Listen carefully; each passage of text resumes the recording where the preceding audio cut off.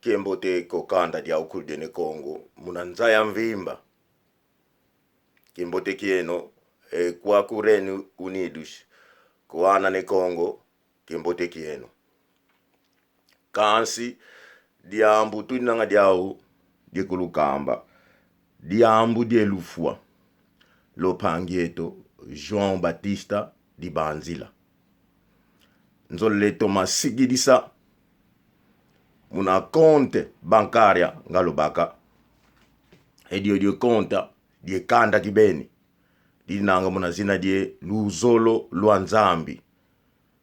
lwanzambi izina die pangieto uninanga vo nleke wo utuka e pangieto João Batista di Banzila ndio pangieto fuidi luzolo lwanzambi ileke yani kamwana ni kasigo nzolele to masigidisa leke upangieto fuidi luzolo lwanzambi ikonta tubani kine moko muna luziku lwopangieto dia mzoleke lukamba sala ibaka menekala idi navo sala kuna norte ye Londres ni nanga sala adrese ya sala Westbury Avenue Baptist Church N22 6SA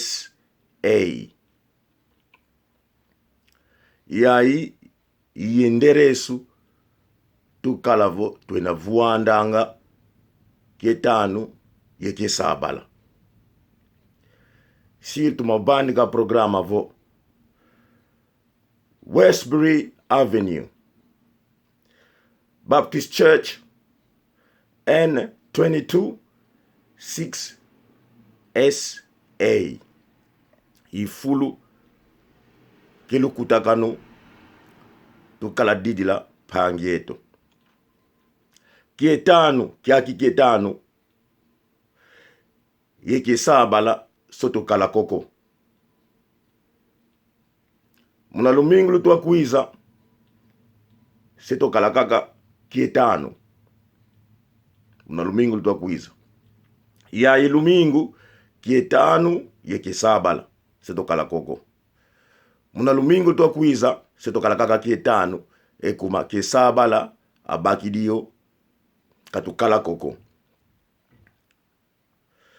ezozo lumingu lusala lutua kuiza setokala ketanu kesabala ya ilumingu ketanu kesabala lumingu lutua kuiza setokala kaka ketanu kakesabala ko ekuma kesabala abakidio ezozo lumingu lusidi setokala ketanu kesabala bosi tukulubani ka programa yenzi kilwe pangieto ekuma engindubo enitu seyenda kubata kuna kuimbra ngakatuka dio idiambu ngakhala diao diekulukamba na bandeko nyoso oyabiso a todo o povo angolano que são do norte na batu bazali ki bandeko na biso bana ne Congo programme ndenge bomoni sale monani na nord kuna na Westbury Avenue Église Baptiste ezali N22 6SA donc wana ezali adresse epai makambo ekobanda kozala donc tolingi to préciser na biloni surtout boyeba ke place emonani lokola place emonani biso nyonso tout tobana kokutana kuna vendredi samedi semaine oyo ekozala vendredi na samedi semaine prochaine ekozala kaka samedi pardon vendredi donc semaine oyo ekozala vendredi na samedi semaine okoya ekozala kaka vendredi parce que samedi eza déjà occupé et ba semaine oyo ekolanda ekozala vendredi samedi ezali église protestante baptiste eza na Westbury Avenue bipai tokobanda kozala ezalaki kaka po topesa bino information ya ndeko na biso Jean Baptiste Dibanzila oyo auti kotika biso. Ndenge nalobaki na bino ke compte bancaire wana epesamaki ezali compte bancaire ya libota. Compte mususu ezali te kaka moko wana.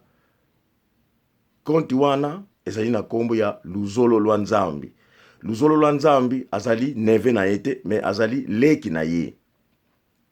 Donc libaku wana esalamaki tolobaki neve, ezalaki neve te, ezali nde leki na ye.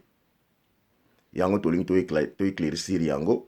Et puis bana niso tu ya ne Congo, compte wana yango nde compte oyo toko lambulela loboko na biso.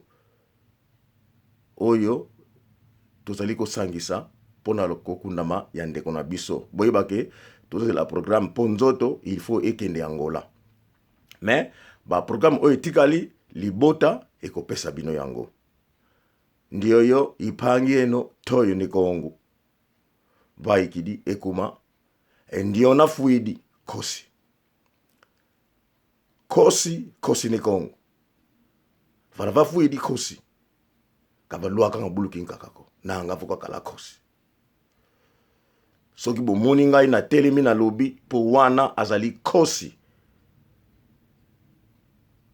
Na soki wana mbote na libota nyonso ya bana ne Kongo. C'est Foko. Luto Masala. Ciao ciao.